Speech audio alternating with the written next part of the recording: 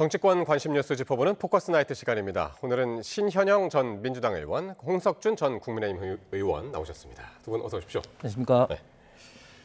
조금 자리가 어색하시겠지만 뭐.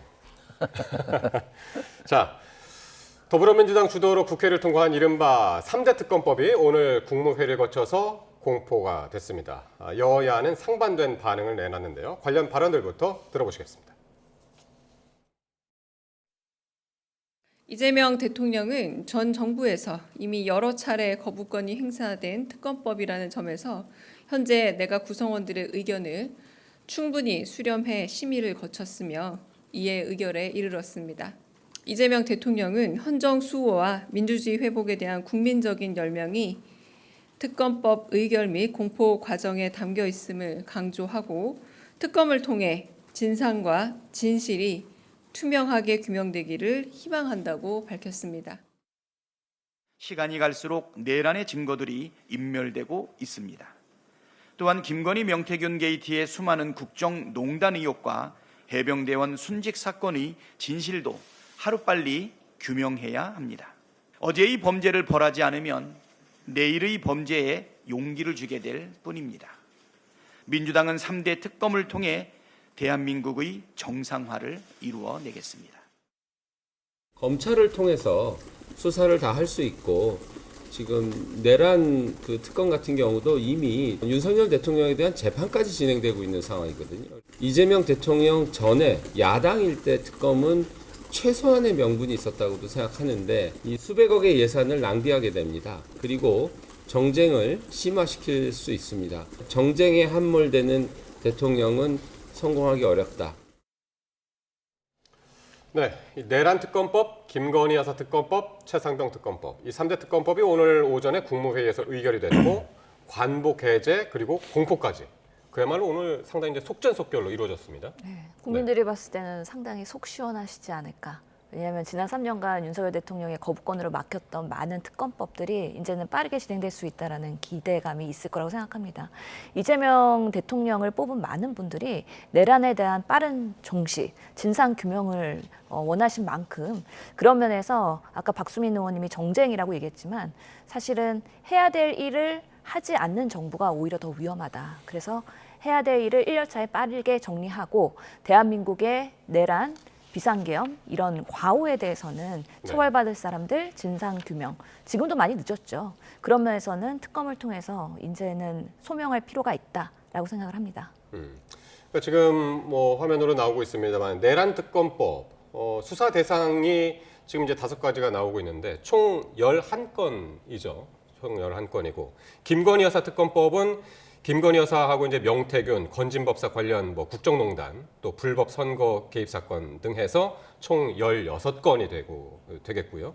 최상병 특검법은 뭐 잘 아시는 것처럼 순직 해병 수사 방해, 그리고 이제 사건 은폐 이런 것들을 포함해서 총 8건 수사 대상으로 지금 올라 있는 상태입니다. 이게 특검 앞으로 이제 그 공포까지 됐으니까 특검 추천도 있어야 되고 특검팀 구성도 있어야 되고 수사까지는 한 얼마나 걸릴 것으로 지금 예상을 하고 계신가요? 실제로 이제 우리가 특검이 제대로 작동하는 기간이 최장 뭐 170일 정도 예상하니까 6개월 정도 생각을 하거든요.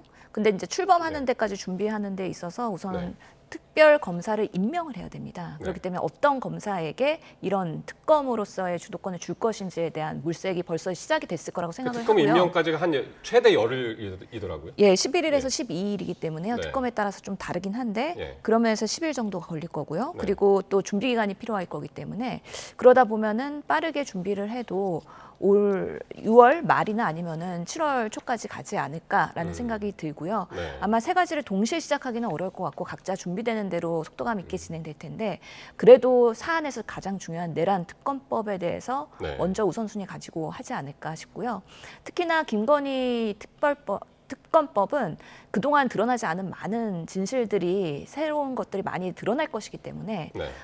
상당히 지금 16개 그런 안건 그리고 김건희 여사와의 그동안의 여러 가지 그런 개입들 이런 것들이 드러난다고 하면은 지난 정권에 대한 그런 국민들의 불신들이 어느 정도의 정황들로 나타날 것 같다는 기대감이 있고 최상병 특검 같은 경우에는 그래도 사안이 상대적으로는 간단하기 때문에 네. 그런 면에서는 조금 규모도 작고 아마 네. 가장 늦게 출범하더라도 빠르게 결론을 낼 수 있지 않을까라는 예상도 해봅니다.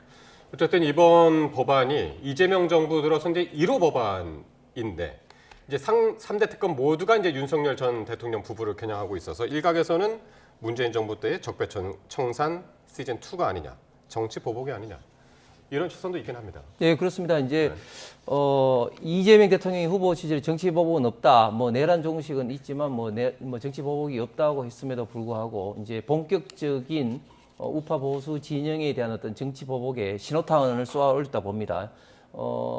문재인 정부 때 적폐청산을 하면서 1,000명 이상을 수사를 하고 200명 이상이 감옥에 가고 한 10명 가까운 분들이 극단적인 선택을 했는데 저는 이 3대 특검을 통해서 그보다도 훨씬 더 많은 사람들이 수사 대상이 될 수밖에 없다고 생각합니다. 왜 정치 보복이냐면 내란 특검은 또 그렇다 치더라도 김건희 여사라든지 아니면 명태균 건은 내란하고는 전혀 관계없기 때문에 이거는 정치 보복으로밖에 볼 수가 없는 것이죠. 그다음에 또 문제는 규모가 조금 전에 자막에도 있었습니다만 파견 검사만 120명, 수사관까지 포함하면 최대 577명입니다. 네. 이게 어느 정도 규모냐면 우리 지금 대한민국의 검사의 총 정원이 2,290명입니다. 여기서 뭐 병가라든지 교육이라든지 특히 공판 검사, 즉 수사 검사가 아니라 어떤 공소 유지를 하는 공판 검사가 350명입니다. 이런 어떤 사람들 빼고 나면 수사 검사의 거의 10분의 1이 여기에 투입되는 거거든요. 그러면 지금 민생사범이라고 할 수 있는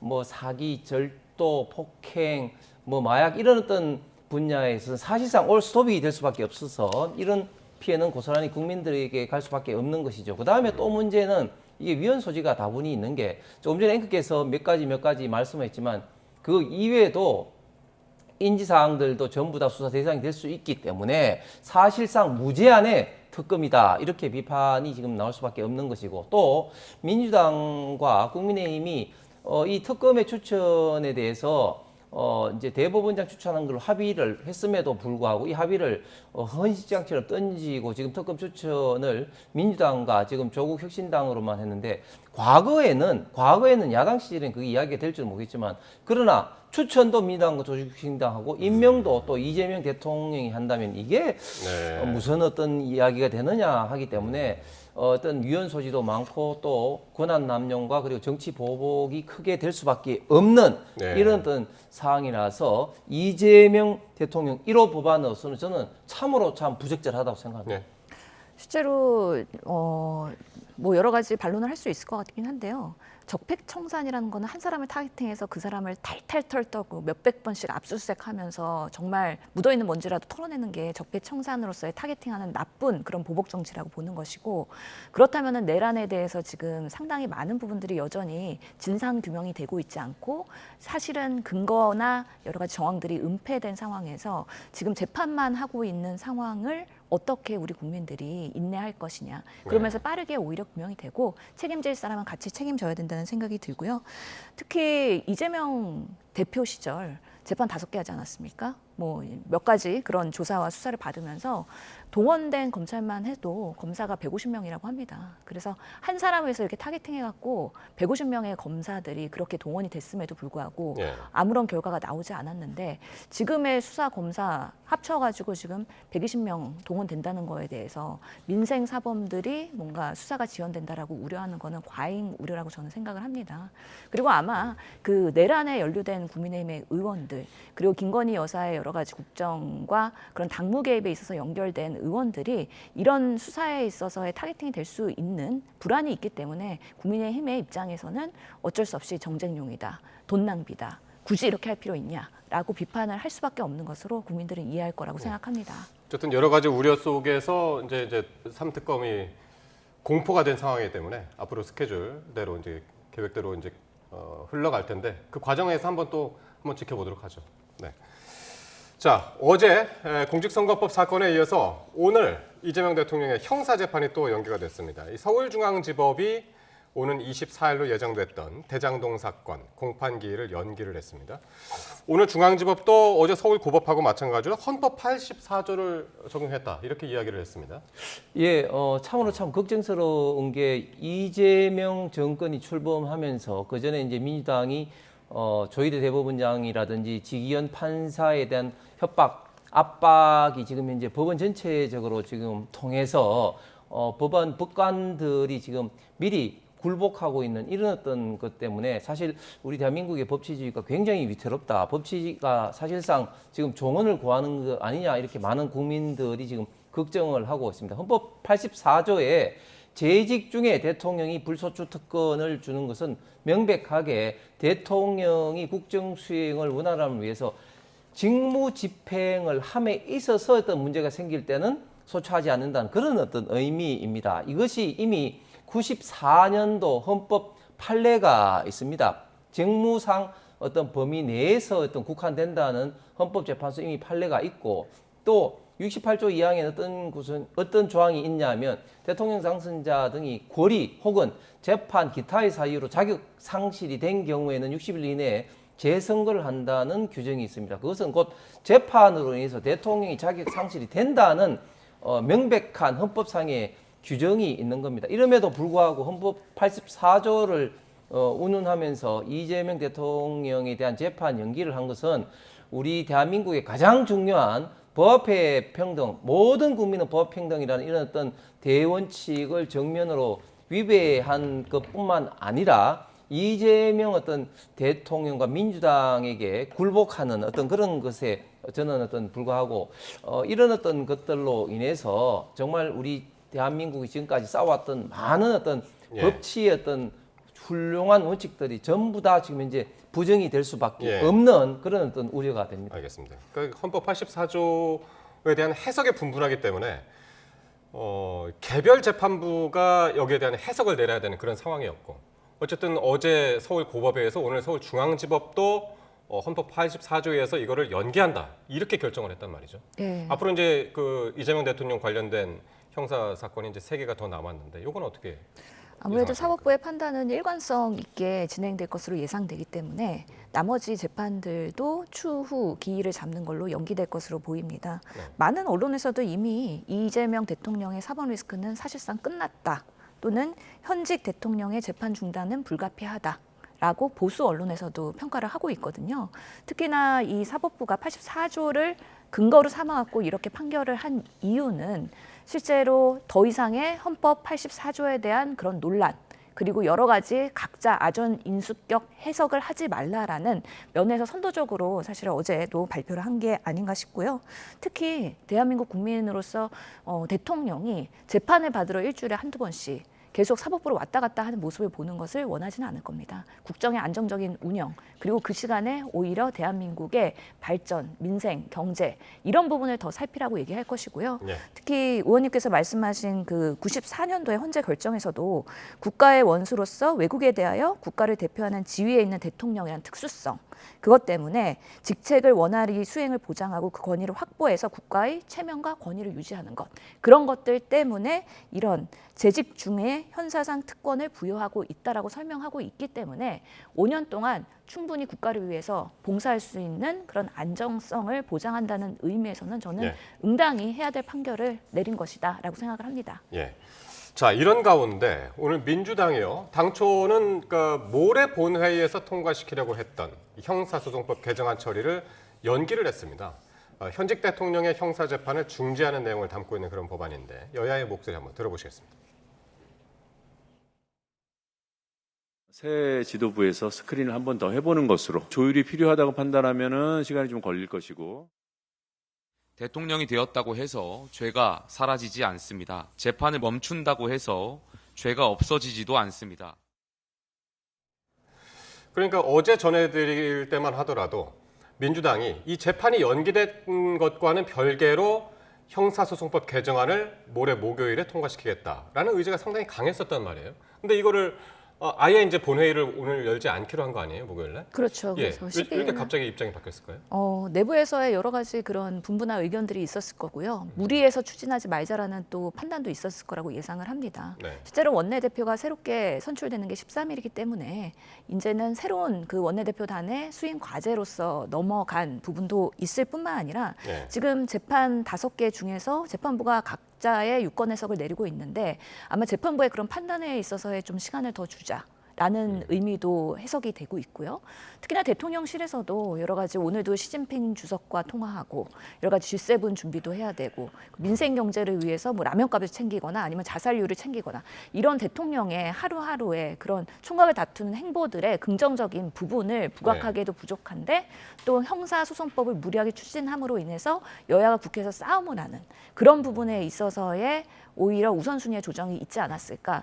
그런 면에서 대통령실에서의 내부에서의 인선도 나름 정무적으로 판단을 잘 한 거 아니냐라는 생각이 들어서 저는 지금의 그런 합리적인 대통령실과 그리고 민주당의 판단이 같이 소통한 결과가 아닐까라는 생각도 합니다. 그러니까요. 노중면 대변인도 이제 대통령실과의 조율도 있었다. 이제 그런 얘기를 했었고 그런 의미에서 이제 원내대표가 금요일 날 뭐 바뀌더라도 이런 기조가 뭐 크게 변화할 것 같지는 않은 뭐 그런 상황인데 김용태 위원장 조금 전에 이제 보셨습니다만은 오늘 우상호 신임 정무수석이 방문을 했었잖아요. 네, 네. 그 자리에서 한 얘기인데 재판중지법 등 이 형사소송법 개정안 얘기하는 거죠. 이 재판중지법 등에 침묵하지 않겠다. 면전에서 아주 엄포를 놨는데 사실상 이게 국회에서는 어떻게 국민의힘이 할 수 있는 일이 별로 없지 않습니까? 그렇습니다. 민주당이 지금까지 압도적인 다수를 배경으로 해서 입법 폭주, 탄핵 폭주를 할 때 사실은 이제 국회 선진화법 이후로 사실 소수당이 할 수 있는 어떤 수단이 사실 많이 없습니다. 과거에는 뭐 의사당을 뭐 점거를 한다든지 뭐 그런 어떤 물리적인 어떤 수단을 했는데 국회 선진화법 2014년도 이런 뭐 그런 것들이 사실상 불가능하게 된 상황에서는 결국은 국민들에게 이제 호소를 해서 여론에 기다릴 수밖에 없는데, 근데 국민들께서는 이재명 대통령이 당연히 이제 재판을 받아야 된다는 여론이 훨씬 더 높고, 특히 또 이런 어떤 재판 중지를 위한 여러 가지 어떤 입법, 예를 들어서 형사소송법 개정안이라든지 공직선거법에 있어서 허위사실 공표 부분에 행위 부분을 뭐 빼는 문제라든지 또 법원조직법에 있어서 대법관 숫자를 기존에 14명에서 30명으로 뭐 늘린다든지 이런 부분에 대해서는 굉장히 비판과 반발이 큰 것이 사실입니다. 그렇기 때문에 지금 민주당은 애초에 이것을 이제 강행하려고 하다가 고맙게도 법원이 알아서 이렇게 움직여 주니까 국민의 어떤 여론을 이렇게 그 부담을 이제 이렇게 뭐 부담에도 불구하고 이렇게 강행할 필요가 사실상 많이 없어지게 된 것이죠. 뭐 그럼에도 불구하고 아직까지 불법 대부 송금이라든지 법화 문제라든지 또 위정교사 이런 어떤 부분에 대한 어떤 재판부의 어떤 판단은 남아있기 때문에 이런 어떤 부분에 대해서도 면밀히 지금 이제 바라보고 있지 않을까 그렇게 생각합니다. 그런데 저는 이 지점에서 또 한 가지 말씀드리고 싶은 것은 이미 이재명 대통령과의 어떤 공범관계에 있는 사람들이 상당 부분 지금 이제 유죄 확정이 났습니다. 이화영 전 부지사 같은 경우 또 김인섭 또 위정교사의 김진상 이런 사람들은 이미 대법원 확정 판결이 났고 그 이외에도 이미 1심, 2심에서 유죄 관한 김용, 정지상, 김만배 이런 사람들이 있는데 그러면 이 사람들은 그럼 뭐냐. 그래서 이렇게 이재명 대통령만을 위한 이런 재판 중지가 다른 사람하고 형평성은 물론이고 우리나라 전체의 어떤 법 체계에 있어서 심하게 흔들리게 되는 문제가 어떤 많은 소지가 발생하고 있다고 봅니다. 어쨌든 형소법 개정안 처리를 연기는 했습니다만은 언제 할지는 모르겠으나 이런 어쨌든 주장들이 많이 나오고 야당을 중심으로 해서 많이 나오기 때문에 앞으로 이게 이제 차기 원내대표가 이 과제를 안고 있을 거란 말이에요. 이제 이번 주 가장 큰 정치적인 그 이벤트 중에 하나라면 이제 민주당의 원내대표가 과연 누가 될 것인가인데 지금 후보가 두 분 있잖아요. 예, 어떻게 되죠? 김명기 의원 3선이고 서영기 의원 네. 4선이기 지금 어떻게 때문에 흘러가고 있는 겁니까, 분위기는? 사실은 이거는 정말 네. 원내대표 선거가 가장 깜깜이 선거입니다. 네. 왜냐하면 의원들의 마음을 미리 알기가 너무 어려워요. 네. 그리고 다들 친소 관계가 있기 때문에 두 의원들 모두 내부에서는 호평을 받는 의원들이기 때문에 네. 누구를 지지해야 될지 끝까지 고민하는 의원들도 있을 거라고 생각합니다. 예.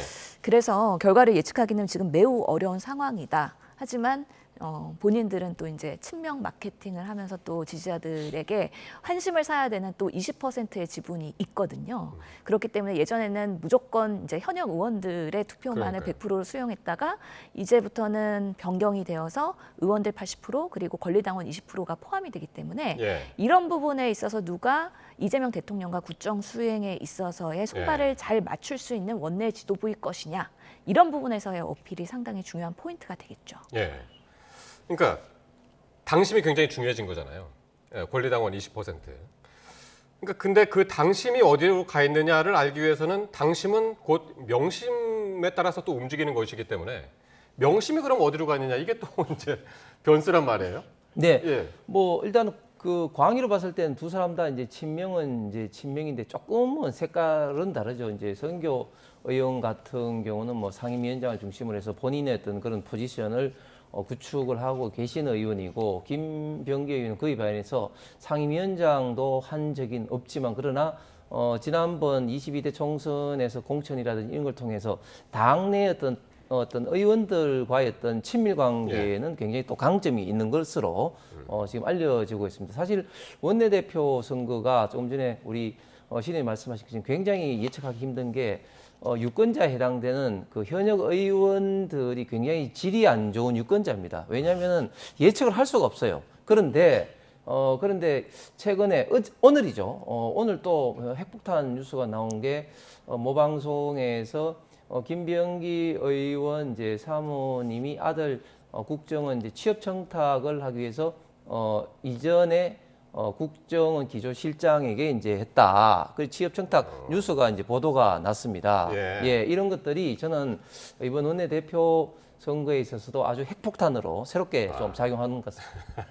근데 제가 4일밖에 봤을 안 남은 때는 상황인데. 예, 그렇게 크게 영향 주지는 않을 것 같아요. 오늘 김병기 의원이 강력하게 이 부분은 내가 원내대표 되든 안 되든 수사를 꼭 통해서 이건 입증하겠다. 오히려 김병기 의원 입장에서는 국정원 출신이거든요, 본인이. 그러다 보니까 아들이 국정원에 지원했을 때 오히려 역차별 받은 거 아니냐라는 또 의문을 제기하고 있기 때문에 사실관계는 저희가 명확하게 지금 알 수가 없는 상황이고 예. 여러 차례 감사를 통해서 문제가 없는 것으로 확인된 걸 지금 이 타이밍에 MBC 또는 경향에서 이렇게 보도하는 거에 대해서 사실은 이게 서명치 않은 부분들이 있다라는 거예요.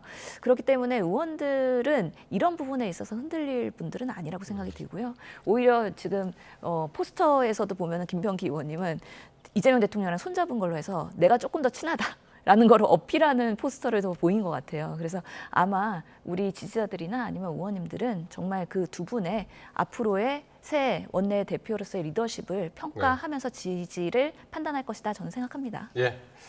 자, 국민의힘 이야기로 넘어가 보겠는데요. 국민의힘은 이제 김용태 비상대책위원장의 거취 그리고 차기 지도부 체제 방식 이런 걸 두고 여전히 갑론을박을 이어가고 있는데 관련 발언 들어보시겠습니다. 우리 당의 많은 의원들이 저에게 묻는 것이 배후가 누구냐라는 말입니다. 한동훈 전 대표하고 상의했냐, 김문수 후보의 의중이냐, 심지어는 더 나아가서 어떤 의원은 저한테 이준석 개혁신당의 후보의 지령을 받는 거 아니냐, 이런 말도 안 되는 말들을 하고 있습니다. 그렇게 해석하는 의원들이 계신다면 당의 미래는 없다라고 생각합니다. 당내 개혁안에 대해서 당협위원장분들의 생각들이 있으실 것 같습니다. 제가 해결책으로 제시했던 전당원 투표, 그러니까 의견을 묻는 과정에 대한 의견들까지도 원내 당협위원장분들께 좀 의견을 묻을 수 있도록 하겠습니다. 원내 대표가 이제 16일 날 선거니까 새로운 지도 체제가 구축이 되고 또 이렇게 하게 되면 그거는 어느 정도 총론이 모아지면 짚고는 가야죠. 김용태 위원장도 그게 책임에서 회피할 수가 없어요. 왜 그러냐면 자기가 당사자이기 때문에. 아니, 감독이 어떻게 선수로 할 수 있습니까? 김문수 전 후보 나와야 됩니까? 안 나와야 됩니까? 제 판단입니다. 이거는 김문수 후보가 지금 전당대 나오면 당선이 됩니다. 그래요? 왜 그러냐면은 바로 직전에서 이겼기 때문에 그리고 김문수의 일부 당원들이 아깝다는 이런 이야기가. 예. 김용태 비대위원장 거취 또 그에 따른 전당대회 개최 시기 이걸 두고 이제 여전히 결론을 내리지 못하고 있는데 지금 쭉 이렇게 얘기를 들어보면 굉장히 복잡한 것 같은데 단순하게 지금 하나의 문제가 제일 큰 걸림돌 같아요. 뭐냐면 김용태 비대위원장이 언제까지 할 것이냐. 원래 임기는 이달 말까지잖아요. 그렇죠. 거기에 따라서 다음 주 월요일이면 또 새로운 원내대표가 나설 것이고 어떻게 보고 계시나요? 지금 이 상황을? 예, 일단 그 지금 현재 당내가 굉장히 좀 혼란스럽죠. 원래 뭐 그 대선 같은 이런 큰 선거에서 지고 나면 뭐 당이 뭐 이렇게 흔들거리고 심지어 뭐 분당이 되고 깨지고 한 사례도 과거 정치사에 보면 왕왕 있었습니다. 그렇기 네. 때문에 뭐 이렇게 당이 시끄러운 것은 뭐 지극히 정상적이고 오히려 조용하는 것이 저는 문제라고 생각하는데 그런데 이제 예. 핵심은 이제 빨리 지도 체제를 이제 만들어서 이 지도 체제가 정말 국민이 지금 우리 당이 비판하고 있는 이런 것들을 정말 잘 받아서 뿌리부터 예. 개혁 혁신해야 되는 것들이 이제 필요한데 김영태 비대위원장 같은 경우 이제 5개 혁신안이라고 던졌습니다. 자, 그런데 전제가 틀렸어요. 무슨 말인가 하면 방금 앵커께서 말씀하신 것처럼 본인이 일단 임기가 이제 6월 말까지입니다. 그 다음에 또 두 번째는 본인이 비대위원장이라면 비대위원회에서 논의를 해서 그걸 던져야 되는데 비대위원들은 지금 사퇴를 다 했습니다. 지금 현재 5가지 던진 안은 일단은 그 내용을 떠나서 지금 비대위원장으로서 있던 자격보다는 개인 자격으로 던진 거예요. 결론적으로 말하면. 다른 비대위원하고도 협의가 없었기 때문에. 예. 그렇기 때문에 저는 부부관계에서 말하면은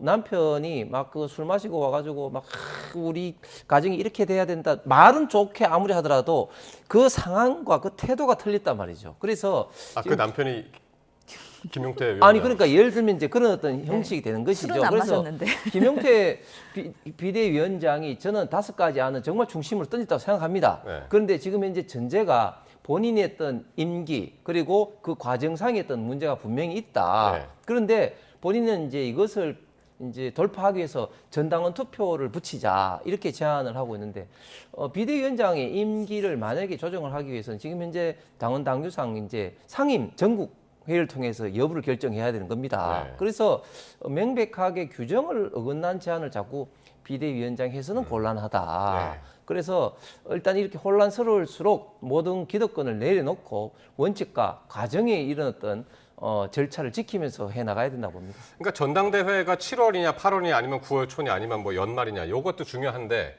그때까지 누가 개혁의 깃발을 쥐고 있느냐. 그게 이제 김용태 위원장이 될 수도 있고 그렇게 주장하시는 분도 있고 새로운 이제 원내대표가 해야 되는데 그 원내대표 가능성이 지금 친윤계냐.